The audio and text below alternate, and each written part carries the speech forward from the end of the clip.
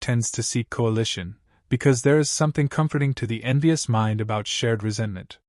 If others can be made to see what I see, if others can be brought to question this person's success, this person's character, this person's worthiness, then my own feelings are validated. I am no longer harboring a dark secret. I am simply part of a group that is being clear-eyed and honest.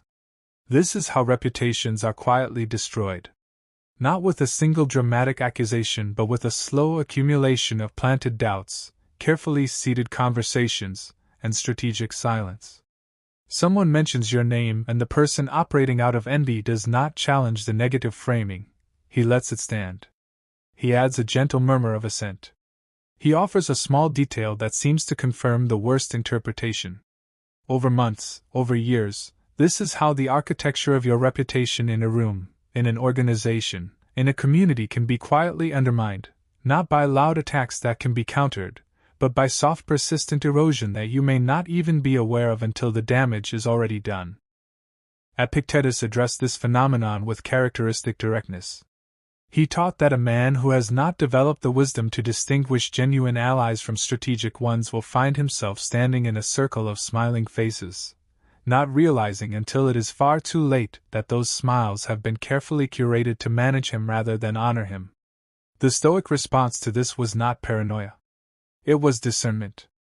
The ability to observe, to hold judgment in reserve, to test loyalty over time and across varied circumstances rather than accepting stated loyalty at face value.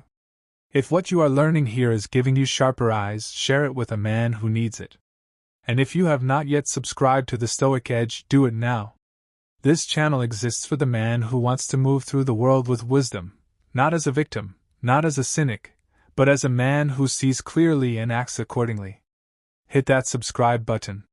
Stay in the conversation. Because this is only the beginning. The telltale signs, reading the body. The Stoics were careful students of human behavior, not in a manipulative sense, but in the deeply practical sense that understanding what a person is actually experiencing allows you to respond with appropriate wisdom rather than naive trust. And what they observed, with a sophistication that modern behavioral science has largely confirmed, is that envy and falsehood leave physical signatures. The body, whatever the mind intends, tends to speak the truth. Envy in its quiet form often presents as a very specific kind of stillness when your name comes up in positive contexts. The envious person has trained themselves, often unconsciously, to suppress the facial expression that would reveal their true feeling. But suppression takes energy, and that energy expenditure is visible